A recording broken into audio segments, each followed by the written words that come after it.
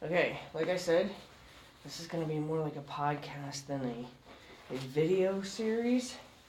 So, you can certainly just go about whatever you were doing when you started this and just give a listen. This topic is independence in a paddock situation. Instilling independence in your horses when you want to be able to remove one and leave another one behind, even if it's leaving them behind just to, bring the one in and come back for the one. So I'm going to give you an example of something that happened here. And then it was something that I tried. It wasn't something that I ever heard of as being successful or ever tried.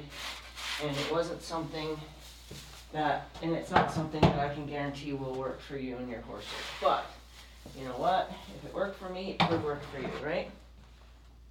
So, I think it's really important to have our horses understand patience and independence. So, being patient for one horse to be removed from a paddock and then another horse taken away, and then, needing to stay and wait.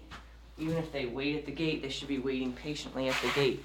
I don't know if you've ever seen a horse that panics when another horse is taken away, but that's kind of a scary thing to watch because you don't know how self-inflicted your horse is willing to be. So, is your horse willing to try to jump the fence even though he has never cleared a 1.5-foot cross rail?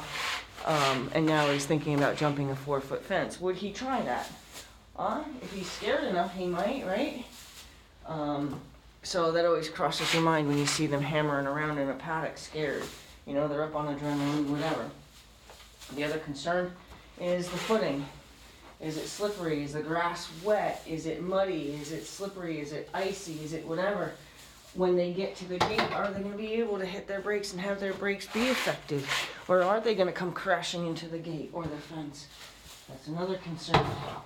Another concern is, would they just willingly crash into it? Do they understand that there's a void there and they can hit it hard enough to make it just pop open? These horses aren't as stupid as people give them credit for.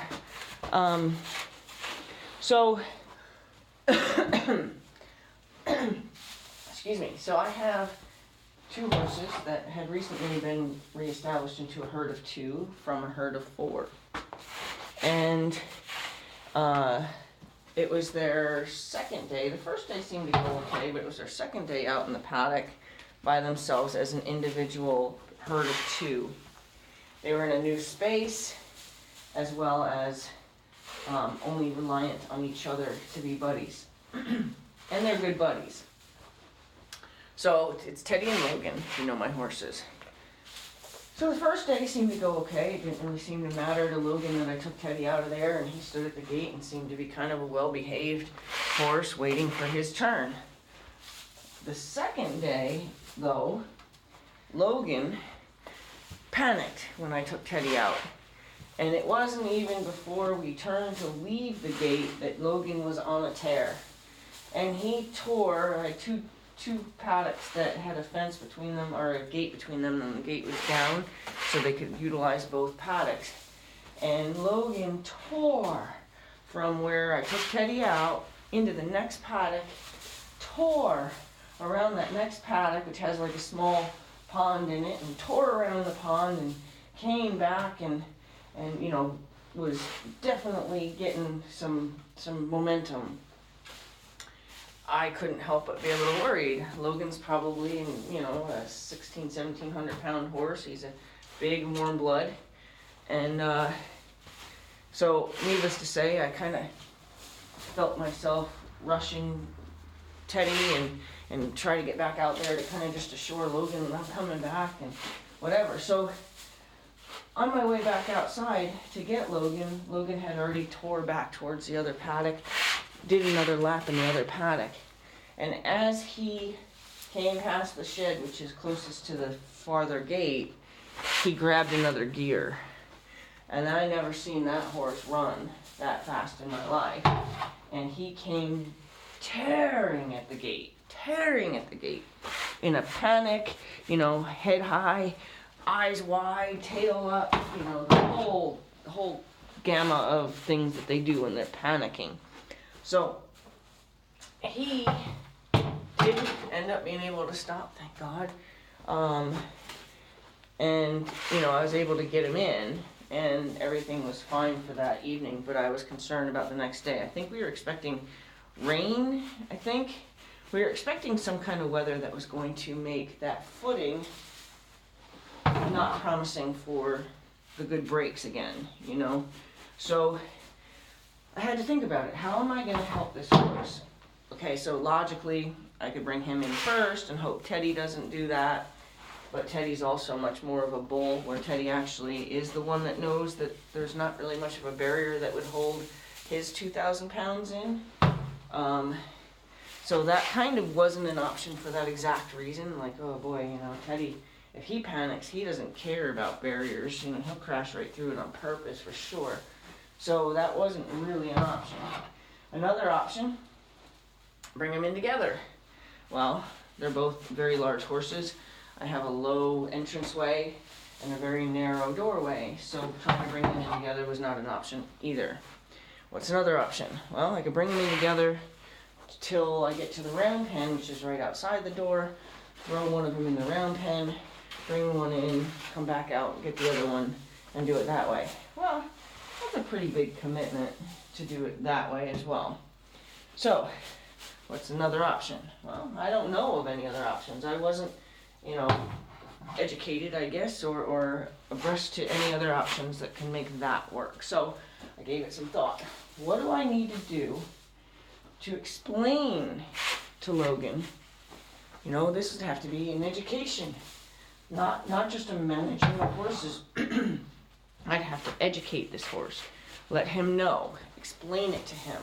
We will be back for you. I will be back for you. I promise you're not out here by yourself. You're not going to stay out here by yourself. I will be back. So,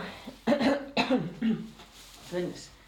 So I enlisted the help of one of the people here at the barn, and she's not somebody. So here's the important thing, I think, is that she's not somebody who's ever going to be asked to bring my horses in. She's not somebody my horses recognize as part of the staff, so to speak. So it's not like if she helps me, it's still going to be soothing to Logan because, well, you know, there's another one of those people that bring us in, so here I'm good, you know. But, so I do feel, even after the fact, that that was a really smart person to use, because this way it's just somebody to help him understand that he's safe. You know, she's coming back for you. You're safe, right? So what I did was I had Jasmine go out to the paddock with me as I retrieved Teddy. And then I put both their halters on, and I asked her to stand with Logan and tell him, wait. Wait is a command that I have here. That command means I might still be moving, I might still do something, but I need you to stop moving and allow me to mill about around you. Don't move with me, don't mirror me, because I train all my horses to mirror me, meaning if I step, they should step, if I back up, they should back up. So we have to have some kind of language that says, in this case, no. In this case, you stay standing still, I'm going to step away from you, and when I do, you are not expected to step with me. And it's just, you know, it's the politeness of being able to give them something to, you know, understand. So I told her, I said, you stand out here with him, hold him on the lead rope, hold him as loose as you can, you know, give him the freedom to get worried. And then when he moves, well when I first leave, I'm going to tell him wait. And when he moves or gets himself worried, if his head gets real high, if he starts to feel panicking to you, tell him wait. Just say wait, and say it repetitively. Say wait, wait, wait, wait, so, until he relaxes. When he relaxes, stop saying anything, don't do anything with the lead rope. Try your best not to manage him with the lead rope. The lead rope is basically like a safety net so that if he was to turn and try to go tear off, we can avoid that. Then keep saying it until he's relaxed. Once he's relaxed, leave him alone. Let him feel the responsibility of patience. So when I came back out, they were both standing there nice and quiet. They both, of course, Jasmine was standing there nice and quiet, but what I mean is she wasn't still saying, wait, wait, wait. I came back out, I collected the horse from her, and I don't know if she left ahead of us or if she left behind us, it doesn't really matter. I didn't even want her walking with us because, again, I don't want to associate she was somebody to your rescue. No, she was just somebody to help you understand. So I wanted to make sure that he wasn't making that association, like this person was just, somebody that was there to help explain it to him. The very next day, by instilling that I said wait before I left, I was able to tell him, I collected Teddy. I did not put a halter on Logan. I collected Teddy. I said, I got Teddy out of the paddock, spun him around, and I said, wait, and turned back and spoke to Logan directly. I said, Logan, wait. Walked Teddy in, without really looking back at Logan. I just kind of glanced back at him to make sure that, he wasn't tearing around, but I definitely didn't want to, stare back at him like, ooh, are you panicking? Because then if my questioning if he's panicking, I'm potentially projecting my fear of panic, which is panic in itself, to the horse, and could potentially expect the horse to respond to that energy of my worry that he was panicking. So I glanced back, he's not panicking. I tried comfortably, without giving too much energy to Teddy, comfortably walk in with Teddy, put Teddy in his stall, and I came back out for Logan, who was standing there patiently. I have video of him standing there patiently waiting for my return. I have not had one more run incident since. He never ran again, never panicked again. He waits patiently. I think the first day he might have, stepped away from the gate and turned back around to the gate, like as if he was going to walk away from the gate, but never even walked away from the gate. I hope that's something that would work for everybody.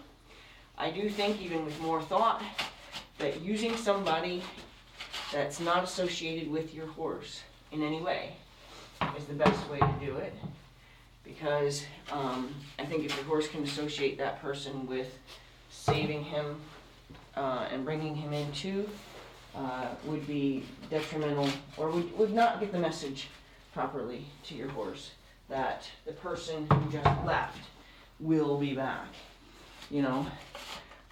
She was there for education and for comfort, but not for relief, if that makes sense.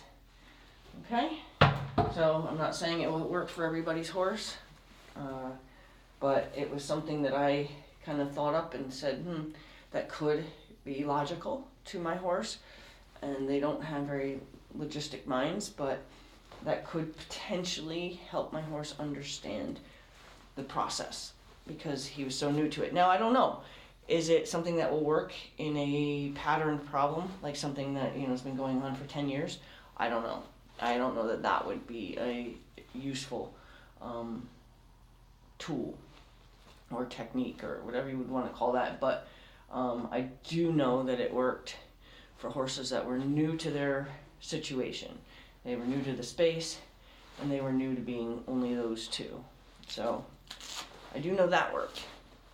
So I hope that helps. Maybe that would help you guys have at least something to try, right? All right. Have a good day.